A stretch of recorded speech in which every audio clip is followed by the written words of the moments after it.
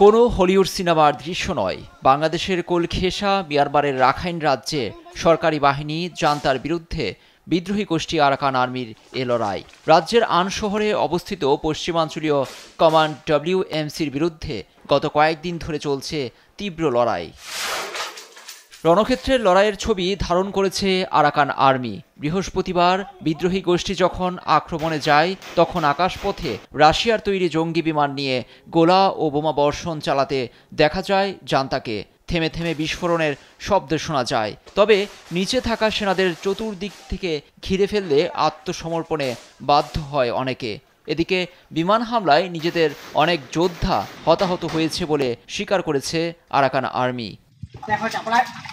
Arakan আর্মির বরাতে শুক্রবার ইরাবতী সংবাদ মাধ্যম জানায়, আনটাউন শহরের জান্তার 30টি ঘাঁটি দখল নিয়েছে বিদ্রোহীরা। শুধু পশ্চিমাঞ্চলীয় কমান্ড WMCর সদর দপ্তর সহ আরও কয়েকটি ঘাঁটি নিয়ন্ত্রণ নিলে কৌশলগত গুরুত্বপূর্ণ এ শহরটি চলে যাবে আরাকান আর্মির কবজায়।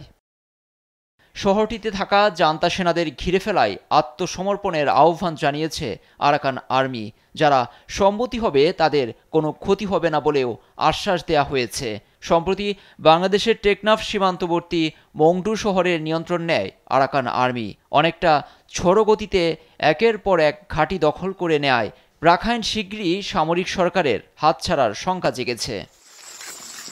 আরাকান আর্মি হল মিয়ানমারের জাতিগত বিদ্রোহী গোষ্ঠী থ্রি ব্রাদারহুড অ্যালায়েন্সের শক্তিশালী অংশ। 3টি বিদ্রোহী জাতিগোষ্ঠীর সমন্বয়ে গঠিত এটি। Arakan army, Myanmar national Democratic alliance army এবং তাং ন্যাশনাল লিবারেশন আর্মি। মিয়ানমার থেকে মিং অং লাইং সরকারকে উৎখাতই এদের অন্যতম লক্ষ্য। লুৎফর কবির, নিউজ ডেস্ক, দেশ টিভি।